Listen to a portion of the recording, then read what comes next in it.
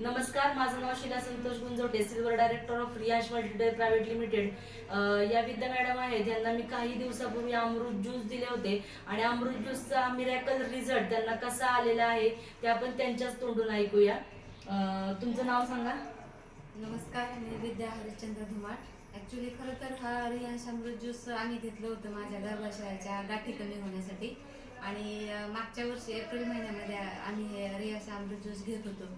तर ह्या गर्भाशयाच्या गाठी कमी होण्याबरोबर आम्हाला आता त्याच्यात दोन फायदे झालेले आहेत. दुहेरी फायदा झाला आहे की गाठी तर कमी झाल्या, पण त्या गाठीबरोबर मला आता नॅचरली प्रेग्नन्सी राहिलेली आहे. तर आता मला सध्या 6वा महिना चालू आहे.